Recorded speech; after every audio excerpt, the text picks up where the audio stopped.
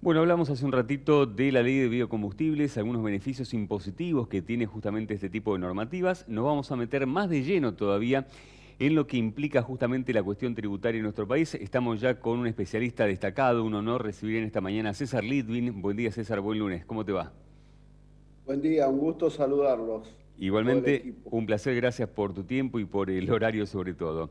César, estamos arrancando un calendario electoral y siempre que hay elecciones por delante uno tiende a tratar de mirar no solo el envoltorio, sino algunos detalles que hay dentro de algunas iniciativas que aparentemente son beneficiosas. Ya hubo en otro momento, en las otras gestiones, créditos UBA, por ejemplo. Tenemos en estos momentos por delante modificaciones en el esquema de ganancias, en este impuesto que atraviesa varios sectores y estratos de la economía. ¿Qué implicancias esto, César, a tu entender, va a tener? Hablamos de algunos beneficios para algunos sectores sociales, pero también algunos perjuicios eventualmente para otros. Contanos tu visión de lo que es esta normativa que está avanzando ya a paso firme en el Congreso de la Nación, en general, pero también potencialmente puede afectar al sector, al agropecuario, al productor y también al empresario. Bien, se trata de dos proyectos donde uno tiene dictamen de comisión, que es el aumento de las deducciones para los trabajadores que ganan de bolsillo hasta 124.500 pesos. Estos son los grandes ganadores de esta reforma, donde hoy un trabajador soltero estaba pagando impuestos cuando ganaba más de 75.000 pesos y un casado con dos hijos cuando ganaba más de 99.000 pesos, y entonces se extiende las deducciones personales hasta 124.500. ¿Qué significa esto? El que gana de bolsillo hasta ese monto no va a pagar impuesto a las ganancias, aún ni con el aguinaldo. Después hay una segunda categoría de contribuyentes asalariados, donde va a depender del Poder Ejecutivo si le aumentan o no las deducciones, y una tercera categoría que son los que ganan de bolsillo más de 145.700 pesos, no tienen ningún cambio, no tienen ninguna modificación, seguirán pagando impuestos como antes. Esto, César, es un Ahora, cambio fijo, ¿no es cierto? No es que tiene una cláusula de actualización automática con el devenir de la inflación. ¿Esto se va licuando? no, justamente una de las críticas que yo hago a este proyecto es que estamos perdiendo la oportunidad de debatir decisiones más profundas que pueden de alguna manera temperar algo que afecta al bolsillo de todo el mundo, que es la inflación.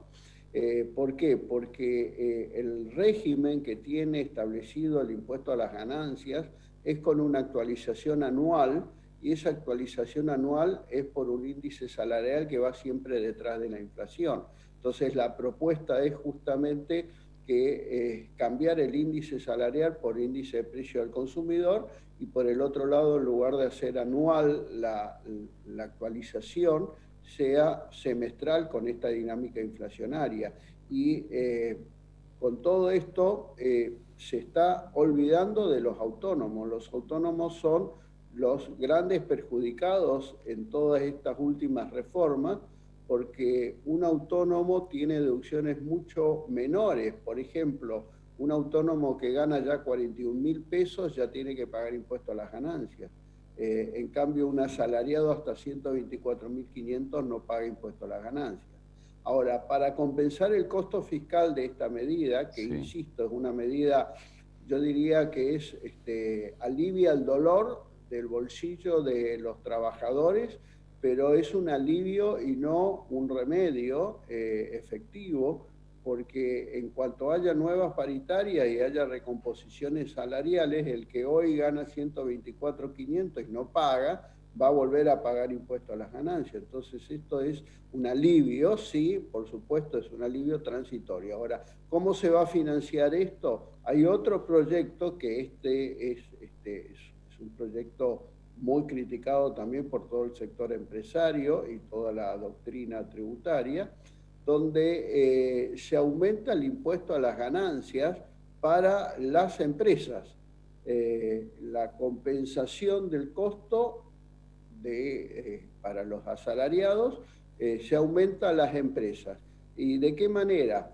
para ubicarnos, por la reforma tributaria del 2017, las empresas deberían pagar en este año 2021 una alícuota de impuesto del 25%. ¿Sí? Bueno, lo que ahora se hace es una escala progresiva que empieza en el 25% y termina en el 35%. Lo que pasa que son escalones cortitos. Por ejemplo, ¿quiénes llegan al 35%? El que en el año, reitero, en el año, tengan ingresos de más de, no ingresos, perdón, ganancias de más de 2.600.000 pesos anuales. Con lo cual, alguien que gana por mes 220.000 pesos ya va a pagar el 35%. Es un universo y cuando muy se amplio. Distribuyan, claro, sí, yo diría a cualquiera le pega, ¿no? Porque hoy con la desvalorización de la moneda, tener una ganancia anual de 2.600.000 pesos, creo que todo pequeño contribuyente ya lo tiene.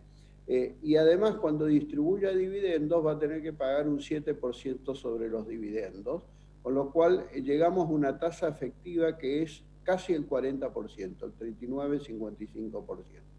Quiero decir lo siguiente, los impuestos excesivos desalientan la producción, desalientan la inversión, que son los únicos que pueden generar empleo. Entonces, me parece que esta medida de seguir aumentando impuestos, y te aclaro, Manu, que junto con esto, tiene media sanción la suspensión del pacto fiscal. Hemos hablado en este programa muchas veces del pacto fiscal, que es una buena idea, donde se eliminaba ingresos brutos para algunos sectores, rebajaban la alícuota de ingresos brutos, se iba eliminando impuestos de sellos y las tasas municipales iban a tener que tener una relación con el costo de la prestación y no con el ingreso por venta. Bueno, quedó suspendido para todo el 2020 y ahora nuevamente para el 2021. O sea, Esta que se es vienen una más mala noticia. aumentos de ingresos brutos. Exactamente, se le está dando de nuevo un cheque en blanco para aumentar impuestos provinciales y municipales. Se le está dando nuevamente el semáforo verde para que gobernadores e intendentes aumenten a mansalva, como han ido aumentando, impuestos tan tóxicos a la actividad económica, como también sigan manteniendo un gasto público obeso. Yendo, de César, eso se trata el tema. A algunos números un poco más concretos, específicos, en lo que es, nuevamente te llevo al terreno del impuesto a las ganancias, ¿cómo le pega al productor, al empresario agropecuario? Dependiendo un poco de la escala, ¿no? Seguramente, pero el abanico abarcativo es sumamente amplio. Es muy amplio, Juanu, porque más de 2.600.000 por año es un monto. Yo digo, hoy un kiosco tiene una ganancia equivalente, ¿no? Entonces, digo, al productor le va a pegar de lleno, porque va a tener que producir más para ganar lo mismo, porque él tiene que pagar un impuesto a las ganancias que es mayor, que reitero, es cerca del 40% la carga de impuesto a las ganancias, si este proyecto sigue vigente, ¿no? Es un proyecto, César, que no compensa a sí mismo, ¿no? Este beneficio para los asalariados, para los trabajadores, sino que compensa con creces. Va a terminar recaudando el fisco más que antes de la aplicación de esta iniciativa cuando sea ley. Yo creo que sí, porque a esto le deberíamos sumar, porque el bolsillo es uno solo, Manu, entonces deberíamos sumar también para el productor, para aquel que está en la actividad agropecuaria, el tema de ingresos brutos, que con la suspensión va a tener que tener más incidencia en sus costos de ingresos brutos, impuestos de sellos y seguramente de las tasas municipales. Entonces, digo, estamos en una política de desmotivar cualquier tipo de inversión. Y esto es la victoria de un Estado obeso por sobre la productividad. Qué buena definición la de un Estado obeso por sobre la productividad. Y empezamos entonces con un círculo vicioso donde los impuestos excesivos generan menos inversión, menos inversión genera menos empleo, menos consumo, menos actividad económica, más pobreza. Más pobreza, más planes sociales, más gasto público, y de nuevo es un círculo donde se ¿Hay margen, retroalimenta César, con para impuestos altos. cortar este círculo vicioso, teniendo en cuenta también, bien lo decís, las necesidades a nivel social? Tuvimos ejemplos recientes en la última administración con correcciones a la baja de impuestos que generó en el corto plazo inclusive ya aumento de producción, de exportaciones, más ingresos, justamente más recaudación por parte del Estado. ¿Hay margen, teniendo en cuenta la creciente necesidad de divisas, de ingresos por parte del fisco, de hacer alguna reforma tributaria seria? Yo creo que sí, pero no alcanza con solo una reforma tributaria. Yo creo que requiere 3 reformas estructurales. La reforma tributaria tendiendo a la baja, una reforma de la administración pública tendiente a que el Estado no tenga exceso de gasto, o sea, gasto improductivo, gasto superfluo, y por el otro lado una reforma laboral donde se modernice un poco más las normas respecto de lo que hoy es la tecnología, el trabajo remoto y todo lo que represente un incentivo a tomar empleo, ¿no? De esta forma el círculo se vuelve virtuoso, porque impuestos razonables tendiendo a la baja, ¿sí?, lo que va a generar es más inversión, más consumo, más empleo, más trabajo, más actividad económica, menos pobreza. Esa es la clave. Ahora, no se hace de un año para otro. Esto tiene que ser un plan quinquenal como mínimo, donde ningún país ha salido de una crisis bajando impuestos y bajando el gasto de un año para otro. Esto requiere mínimamente 5 años como para empezar a ver los resultados, pero hay que empezar ya. Por último, César, breve, estamos históricamente en niveles altos, récord a nivel mundial de presión impositiva. Con estas nuevas reformas que estamos mencionando, ¿a cuánto se elevaría la carga tributaria? La presión fiscal es una presión fiscal que está más o menos en el 33%, pero si le agregamos 2 condimentos a esta presión fiscal, que es medir la informalidad, o sea, cuánto es la presión fiscal sobre los que pagan impuestos, y considerar a la inflación también como un impuesto, porque en definitiva para algunos autores la inflación es un impuesto, o el peor impuesto que hay.